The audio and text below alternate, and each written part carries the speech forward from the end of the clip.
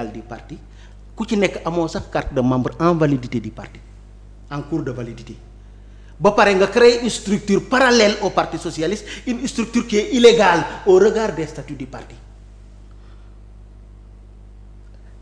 boo demee encore ci statut yi dañ la ne parti socialiste dafa reconnaître à l'article 38 de nos statuts dafa reconnaître l'existence de mouvements d'initiative et d'action reconnaît mais boo koy créer nay fekk secrétaire général bi jox la autorisation bureau politique validé ko ba pare texte bi article bi neewaat la bés boo créer mouvement d'initiative et d'action da ngay méngoo ak charte parti bi da ngay méngoo ak la ligne directrice du parti da ngay méngoo ak l'orientation politique du parti waa léegi yow nga créer sa structure violer l'article 7 des statuts violer l'article 38 des statuts ba pare nga ne da ngay porter plainte ko nga xamante ni nii la mu yor instance souveraine moo ko jox noonu lay parti bi di doxee yaa ngi dégg moo tax ma woowee leen les clowns du PS. non man je suis c'est-à-dire. léegi yow Adama balaa ngay ñëw bàyyi ko mu wax non fi ma bëgg waxee. waaw bàyyi ko mu wax mais laisse-moi poser ma question. non au-delà de pour avant de poser des questions. waaw maa lay déglu. Fatou man j'aurais préféré que débat bi suy am la prochaine fois ñu andi l'autre camp appartenant. ñu toog parce bien que sûr pour parce que on ne peut pas. moi je peux pas apporter moi juste dans les principes lui mi ngi ci biir. les choses. tegu ko suba. non defal ndànk rek. non toi tu n'es plus du parti socialiste donc je pense que tu n'es pas bien placé pour. non Addis déglul. non Addis non Addis a pris position de manière tellement subjective de manière tellement superficielle. non attends ce que je dis mooy sur les principes xam nga man li ma la wax c'est sur les principes. non j'ai dit non toi tu es dans les décisions Addis français la ñu Addis français la ñu ou pas. Gallo yow yaa nekkul ci biir.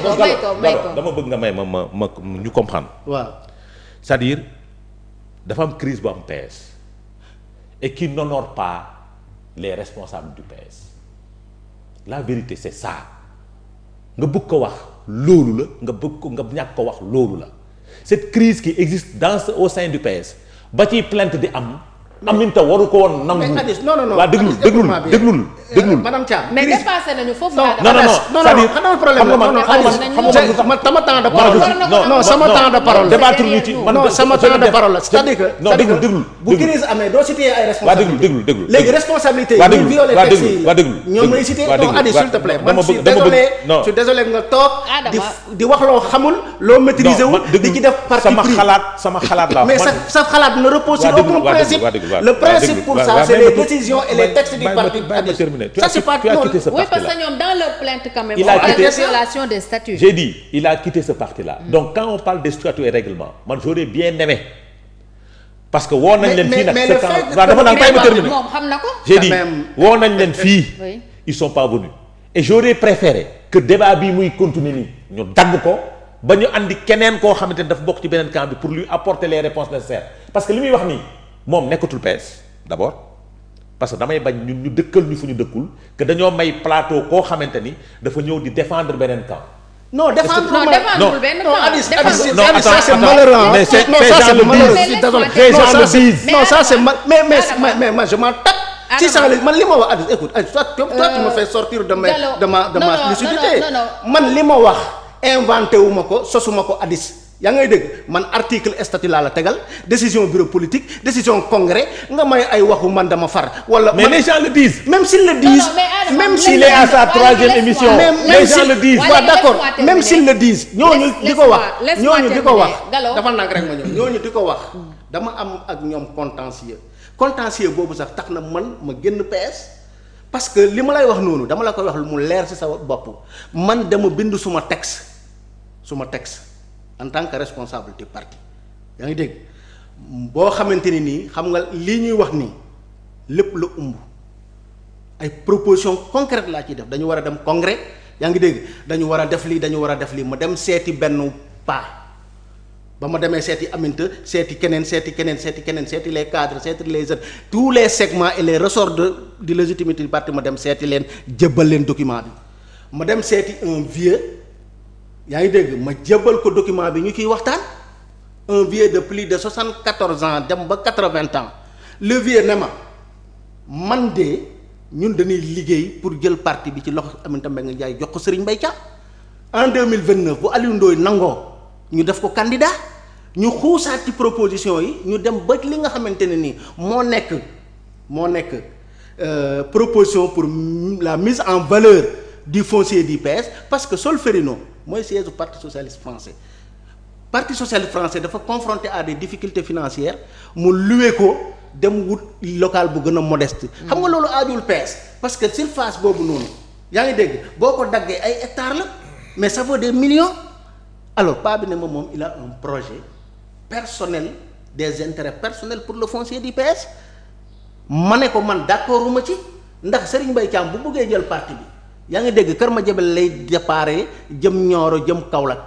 yaa ngi dégg na dem wuti légitimité à la base ba pare doog a mun a yóotu parti bi est-ce que comprendre nga alors quelque temps après ma gis Serigne Mbaye Thiam def appel à reconstruction yaa ngi dégg d'autre côté Alioune Ndoye feelu ko avec des réserves ma ne nag man mënatuma xiiroo ŋaayoo yaa ngi dégg te lii man mënuma toog jàmmarloo ak moom gis nga jamono yi may wax ak yow nii boo demee ñi ngay wax que dama far ñu ngi seen groupe WhatsApp yoo xam te ne man bokkuma ci di ma jëw di ma yekk lu mel ni xame. parce que bokkatoo fa aussi. non mosuma bokk ci groupe WhatsApp bi mënoo ci termine. non bokkatoo PS kam. waaw d'accord même bokkatuma PS xam nga moo tax ma ne la sama intervention am solo parce que man Serigne Mbaye Thiam yaa ngi may dégg défendre naa ko fii parce que dafa dem ci télévision ne il a l'ambition yaa ngi may dégg de briguer le secrétaire général du parti déglu ma rek ma expliquer la.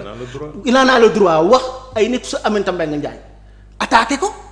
j'étais le seul bu monter au créneau pour défendre Serigne Mbaye Thiam man défendre naa Serigne Mbaye Thiam pour mu jël union régionale de Kaolack. mais ça c'est ce qui est dommage pour le PS. non justement non c'est-à-dire que dama ko bëgg a expliquer quand il s'agit des combats de principe man je l'ai mené quand j'étais dans le PS.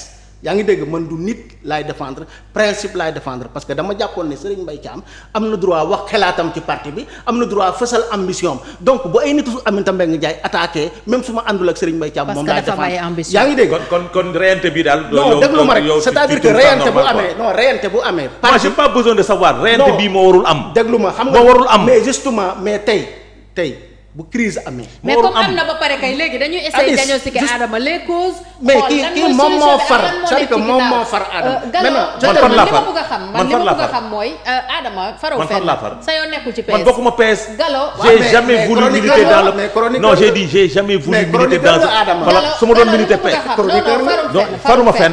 mais chroniqueur nga non faruma fenn. chroniqueur yi moom dañuy jël des prises de position. Adama laisse-moi poser ma question s'il te plaît. moi là sur le PS je suis sur les principes. li ma bëgg a xam mooy tey. lan mooy enjeu bi au PS ci crise bi est-ce que foncier bi nga wax la ma ñëw rek Aminata Mbengue wala poste secrétaire général Aminata Mbengue dafa dekk commission waaw boo xamante ne nii préparatoire pour le congrès extraordinaire de décembre. mais loolu kii wax ñu ko nu mu tuddati Amadou Dem. yaa ngi may dégg d'ici décembre on est septembre octobre novembre du ñaari weer est-ce que muy taw béykat yi nekk seen tool le parti socialiste c'est un parti de masse béykat yi nekk seen tool sàmmkat yi nekk seen sàmm nga ne da ngay le parti n'a jamais organisé d'activité politique en plein hivernage. commission bi la commission a rencontré tous les responsables du parti mais par contre commission boobu orientation ba mu jël moo arrangé wul sama gars yi léegi ñu ne comme commission bi arrangé wu leen parce que commission bu liggéeyee parce que déjà commission bi sa Serigne Mbaye Thiam dafa ko budde bokk ci ñëwatul parce que nee na moom joxuñu ko mu jiite ko présidente Aminata Mbengue Ndiaye tànn ñaari nit ñu co-coordonné ko pour rek mu am légitimité mu am stabilité mu jël Mamadou Faye képp xaw Mamadou Faye ci parti bi depuis 5 ans jël le professeur Gorgui Ciss ñu co-coordonné ko yaa ngi may dégg puisque nag maintenant commission boobu jëlul en charge leurs intérêts et orientation bi arrangé wu leen comme ñoom la ñu bëggoon ba ay pas samp seeni mafia ñu ne léegi mais d'accord naa sax ci plainte mais na fekk secrétaire général coordination moo ko def na fekk secrétaire général union régionale moo ko def wala na fekk membre du bureau politique moo ko def. donc pour yow plainte bi amul benn base légale. mais non nee naa la amoon na ku ko def tano c'est-à-dire que boo indee essuyé. du mujj fenn dafa ndànk rek boo indee essuyé ne ko constatel ma que Aminata Mbengue Ndiaye dafa violer statut parti bi te duñ la jox benn article. yaa ngi dégg mais boo paree boo ko fayee day dem gis procureur enrôler dossier bi ñu yóbbu ko audience. oui.